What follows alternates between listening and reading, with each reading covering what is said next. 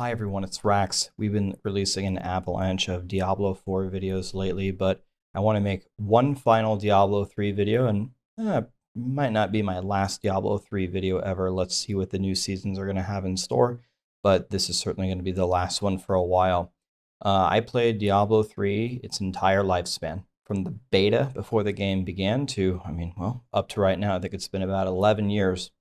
So I want to take you through, and I want to give you my perspective on kind of the story of Diablo 3 and how it played out with the community, and maybe what it could have been, where it fell short, and where it started to rise again, and some of the missed opportunities. So here it's gonna start maybe a little bit negative because the start of Diablo 3 was quite rough, but it's gonna have kind of a happy ending, and hopefully, a lot of these things will be solved in Diablo 4 continuing. All right, so let's start with the first thing. This is famous. We don't need to spend a ton of time talking about this. It's like a pop culture phenomenon at this point, but the start of Diablo 3 was terrible. Couldn't even connect to the game. The balancing was completely out of whack. People were breaking pots in Act 4 and Act 3 just to get gear. Nether tentacle demon hunters could shoot one attack and it hits like 300 times. You can get like 90% attack speed on a weapon. And then, of course, there was the real money auction house. Nothing about Diablo 3's launch worked, and it had such high hopes from Diablo 2, which goes straight into the second thing, all the changed elements from Diablo 2. Diablo 2 was considered, and probably still is considered, one of the greatest ARPGs and one of the greatest games ever made. There were so many things that they went away from, like the rune word system, that I think just made Diablo 3 worse. It doesn't need to be a clone of Diablo 2, but a lot of Diablo 2's systems would have been very good if you would have copied the base of them and then made some adjustments. Too many things felt completely different. Another huge thing about Diablo 2 back in the day is picking your skills was actually very, very important, and how you built your characters. In Diablo 3, it was very different. You get your skills, you get all the runes, you can interchange them all the time. And this is something that they have already fixed in Diablo 4. And then Diablo 3 had like a bit of an identity crisis when they had to fix all of these things, the itemization, the fact that the game was so difficult, but it was difficult in the wrong way. Diablo 2 is difficult and a lot of times in a good way, minus the monster immunities. Like having a monster completely immune to damage is, well, it's a debated topic, but completely immune is kind of weird. But Diablo 3 was difficult in all the wrong ways. When you reach a certain difficulty on most classes in the early game, on Inferno, you just get one-shotted instantly. It wasn't quite sure how they were going to completely redo all of their items. The real money auction house was gone, and that was supposed to be a core function of it, and they had to fix it and try to find a way to continue the game. And then comes, well, what exactly do you do in Diablo 3? We didn't have adventure mode until we got the campaign. We didn't have all these different things. So where were the different game modes and the challenges and the incentives to even play the game? And before, we didn't even have seasons. And when seasons came out, where was the seasonal imagination that we see today? It just didn't exist. Back in the day, and in some aspects this does work. Sometimes you can just get away in some games just resetting a season and just letting them go with nothing new. And there definitely is an allure to that. But with all the things that we have combined here, there were too many combinations working against Diablo 3 that really made people want to keep logging back in. It was both. It was both the pro players that wanted to blast, and it was the casuals, which make up the vast majority of your player base. Why are they going to log in for your new season, or they're going to log in to do what exactly? There really wasn't much to do. And then we have the itemization, and we hit on this early on, but it was kind of a catastrophe kind of throughout Diablo 3's entire lifespan, and at a certain point it was unfixable. So the itemization, what it turned into is you're essentially forced into a full set, or to take a Legacy of Dreams gem, which gives you this like 10,000% multiplier, and then all of a sudden you're dominating. And then you really are forced into picking these specific legendaries, these specific gems. There's really no choice in the matter once you even take a brief look at your options. There's just no choices here. The only thing you get to choose is what build are you going to play that day. But from then on, the itemization that you're looking for is pretty much set in stone, which is a huge contrast that they're trying to bring in Diablo 4. Okay. And then the final thing, again, kind of addressed in Diablo 4, so this is good, is the solo experience was always miserable in Diablo 3 for a lot of reasons. First of all, the chasm, the Grand Canyon, the Milky Way galaxy of a difference between playing in groups and solo and how efficient you can be is just way, way too far. The synergies of just more people, and I think if I remember correctly, way back in the day, they actually got it wrong again, where in group play, it would actually increase the damage that the monsters deal. And then they changed it to only be just the health, because when it did increase damage, then you wouldn't invite your teammates ever, because if they were stronger than you, you'd invite them, and if they weren't, then they were just holding you back. But in general, the solo experience was miserable, not just because your output was much lower, but because they didn't have a solo self-found league, which separated the solo players from the group players. And so you would never win if you were solo, and most people play solo. So Diablo 3, in its early stages, and some of these problems persisted through, had so many issues, and don't underestimate a bad start. If you have a bad start, sometimes it's very hard to recover. Remember Wolcen? I hear nowadays Wolcen has gotten some nice updates, and it's a pretty good game. I think if you log into Twitch and you see how many people are watching Wolcen, it's going to be like 80 or something. If you have a bad start, it's hard to recover from. So lots and lots of issues throughout the beginning years of Diablo 3, which really kind of hurt a franchise that was really supposed to soar. And in some ways it did soar, but not in the way that it could have. Okay, so then what happened? Well, I think there was like a philosophy change internally within Blizzard. I know at some point there was a completely new development team, and they were ready to actually change the game. They were willing to reach out to the community, actually respond to what people were thinking. And it's not just the streamers, it's the forums, it's Reddit, it's YouTube, it's everything. And then they were willing to take some risks. So instead of the seasonal changes, which would either give you nothing or it would give you like double goblins or double bounties, that doesn't impact the game at all. It doesn't do anything. It doesn't change the way that I experience the game. And oftentimes the rewards for completing the season journey were very lackluster. By the way, before we get into the green stuff where it gets better, one more bad thing about itemization in Diablo 3, it's way too easy to get everything. Way too easy. Some of the casuals will say the season journey is amazing. I know for a fact, I've talked to them often, the Diablo 3 developers agree that the seasonal journey is garbage. Now, for like the altar, for example, in the most recent season, which by the way was one of the, I think it's a universally accepted one of the best seasons ever in Diablo 3, if not the best season. The altar was much better because it was like a seasonal journey that gives you tons of power, but it's way more work. You got to actually work for it. That is a much better implementation of the season journey than what they had before. It's just too easy. It's part of the problem of itemization. It's just vomiting everything for you. And one more thing about itemization, another thing. I mean, if I sit here long, can you tell I don't have a script? If I sit here long enough, I can just think of hours and hours and hours of things to comment about this. Another thing about the itemization, it's not just that the pieces are already chosen for you, and it's not just that they give them to you for free.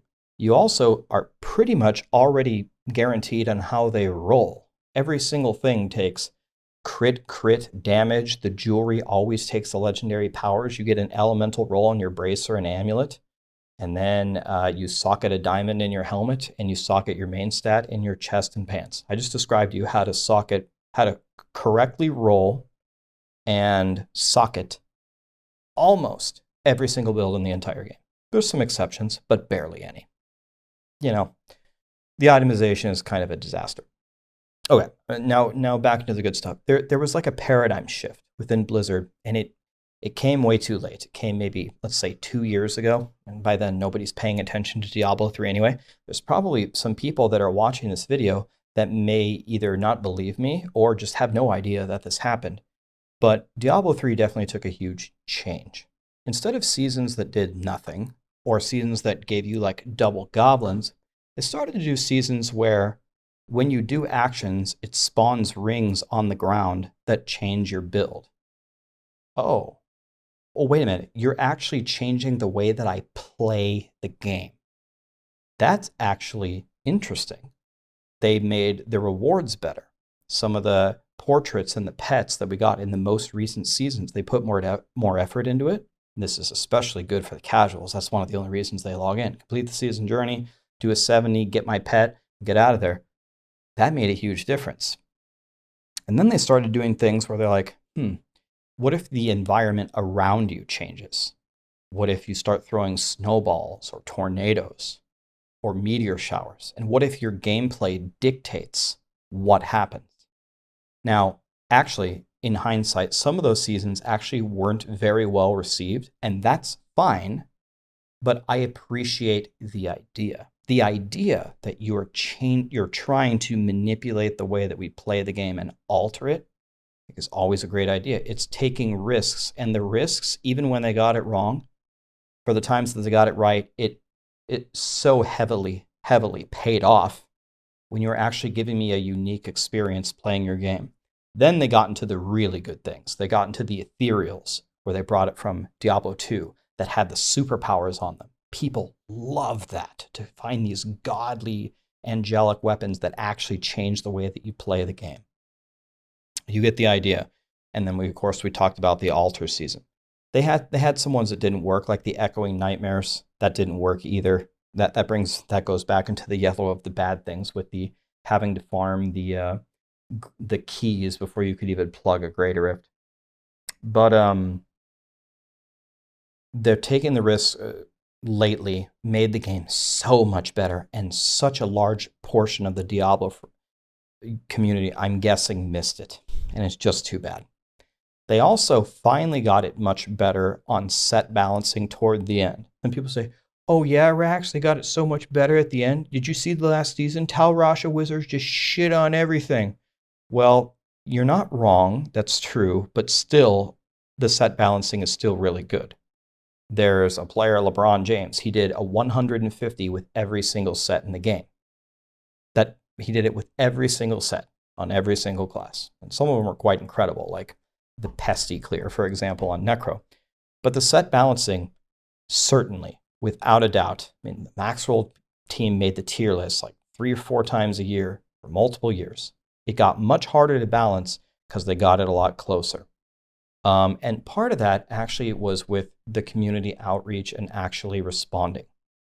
When they actually started to ask people what is really going on, than just having their little Harry Potter closet full of developers, and no real team. So I don't really blame the new D3 developers. It's not their fault. They were always trying, and they were always aware of the issues, but they can't solve everything themselves. But the community can be so valuable for you, so valuable.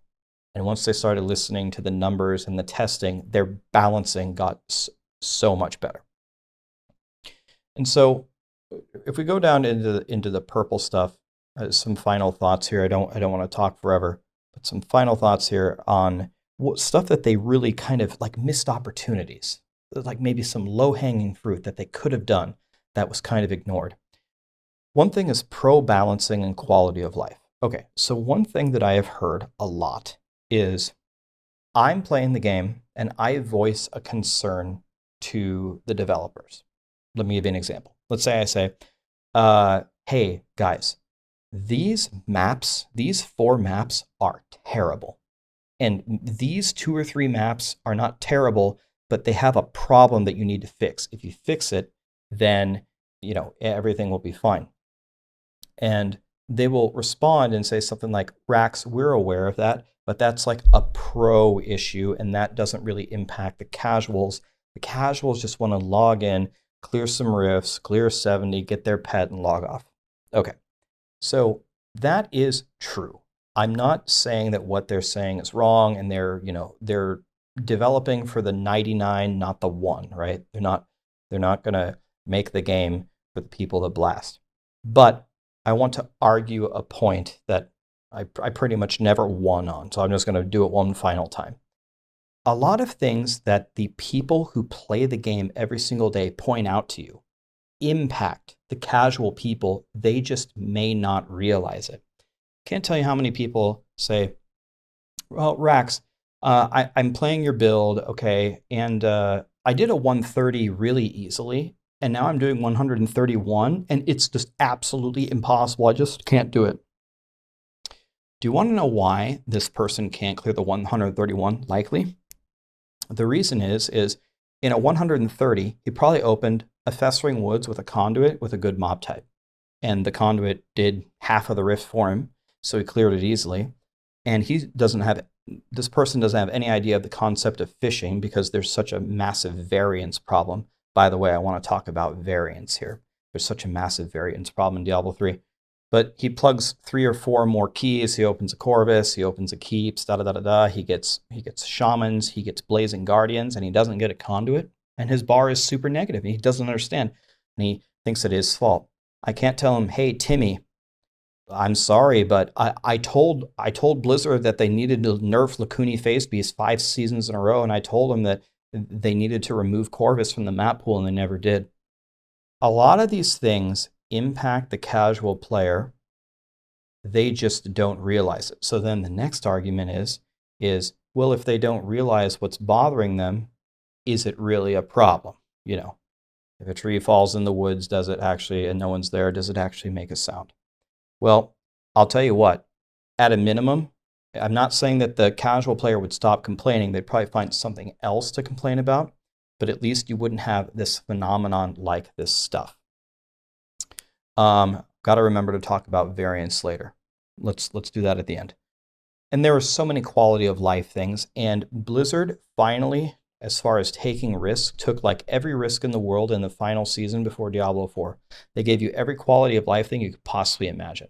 You have a massive pickup radius, you auto pickup mats, etc., etc., etc., and people loved it because Diablo 3 talked about the itemization. It just vomits legendaries at you. It's way too easy to get them, but that is Diablo 3's identity. It would require a complete overhaul at this point to change it. So if you're just going to throw loot everywhere, you might as well make the quality of life in acquiring it easy to make the game fun so people enjoy playing it. If you only drop us 2 legendaries an hour, these quality of life things that people have been screaming for don't really make a whole lot of sense and aren't really that impactful, and you don't have to build them into your game. But when you're throwing 10 legendaries every 60 seconds and mats everywhere, you need something like auto pickup. Otherwise, you have that like fear of missing out. Oh, if I dash ahead, I lost all those mats. I think they're seeing now in their final season where they took all the risks and put all the quality of life in there. I hope that their conclusion is they should have just put it in years ago when people were asking for it because of the design of the game. You don't want to make an ARPG literally just like one of those AFK farming mobile games where you just do nothing and you clear everything and you pentakill the entire screen instantly and it auto picks up everything for you, and it's just a mindless game.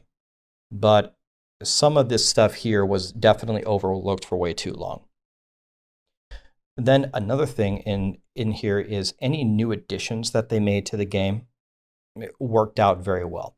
I mean, you can go overboard there, like for example, Path of Exile. Path of Exile every season, not every season, but a lot of times they add a new mechanic in and then new players come in, 5 years later and there's 17 different mechanics and their brain explodes. It's not like you should add everything that you do into the game, but some of the things that they did add into the game that seemed to work made the game better. They made some good decisions here. I think they could have done more with synergizing between the seasons that they made and implement it into the game, which they said they're going to do in Diablo 4. An example is the altar. You could take the idea of the altar in this season, nerf it very severely. You got to nerf it. and then make that the new seasonal journey. That would make the game just straight up better and more fun pretty much for every kind of player. Then number 12 is the cheating. I mean, this is pretty obvious. The botting and the turbo HUDing, which in my opinion, Blizzard took the worst possible stance on this. They kept publicly saying turbo HUDing, which is a map overlay, it reveals the whole map, reveals the mobs, reveals the pylons, this and that, and this and that. They kept saying it's cheating and we will eventually take action on it, and then they never did. That's the worst thing. Banning something in TOS, but never taking action on it. Because that was very unfair to all the people that were playing legitimately and trying to compete on the leaderboards. It made all the competitions on the leaderboards just completely won by illegitimate players all the time. So I really wish they would have either allowed everybody to use Turbo HUD or implemented some of Turbo HUD's features into the game. Not the map hack, but seeing the elites, seeing the pylons the moment that the memory unlocks them on the map. Why not show us? Why not show it to us? Why do we have to guess and see it in the fog? They could have done much better there. It's a missed opportunity. One thing that I want to talk to you about, which Diablo 3 suffered from, one final thing, the biggest problem that I want to talk about is variance. This single-handedly killed a lot of Diablo 3, definitely for me. So I had a chance to talk with, I think it was Joe Pipora on Diablo 4. We had a conversation, and he made a comment that I completely agreed with. So this is about Diablo 4. And I'm talking to him about the idea of future leaderboards. And I told him that whenever we're competing, we're just like thinking out loud, just brainstorming. We're like, do we need to compete on exactly the same thing? And the answer could be yes or no. Maybe it's better if you have the exact same thing, like a challenge rift, or maybe you just say, oh, just plug a nightmare, plug a level 100 nightmare dungeon, whatever dungeon you want, or maybe it has individual leaderboards for the dungeon itself, and then you sort it by that. There's going to be some affixes on it, which could influence what you get. There's also the pylons inside. If you get like conduit, pylon, or something like that that just insta deletes the rift, then we're starting to get into the problem with Diablo 3. And so I made a comment to be aware of this, and he said, I don't want to, or he or the team or whatever doesn't want to make a game where you smooth out every single edge in a game. Meaning every time you open the rift, it's exactly the same thing and it never changes and there's no flavor to it at all. When he says that, I completely agree with him. So when I'm here talking about variance as a problem in Diablo 4, I'm not talking about that. I agree with him there. This is what I'm talking about. So let's take, I don't know how many maps there are. Let's say there's 30 maps that you can open in a Greater Rift.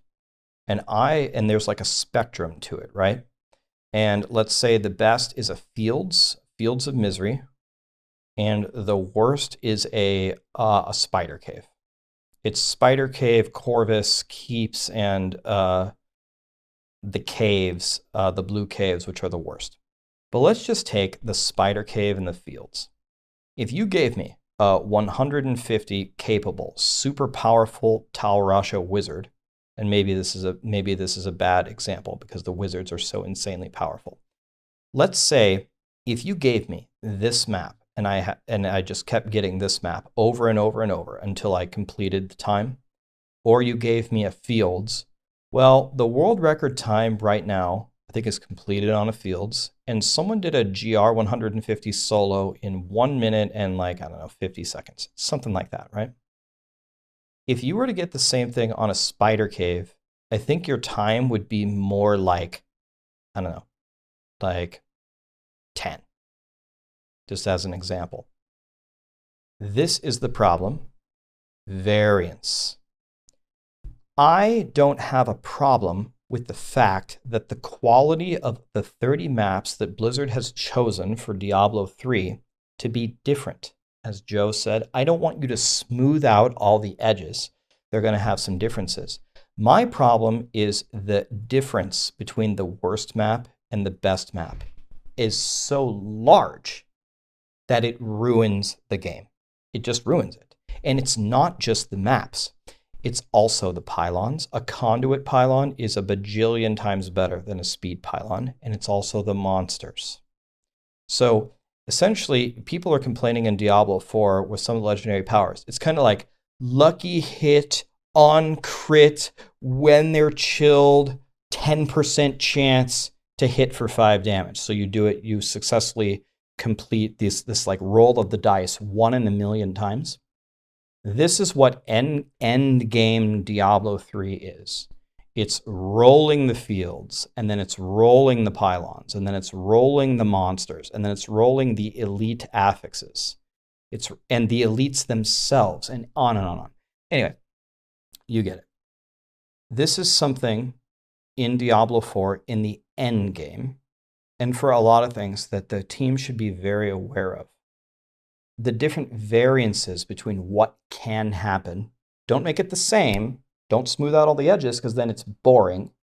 But for the love of God, don't do what Diablo 3 did, where it's literally like a 5x difference in the time to complete. So I just had to get that out there.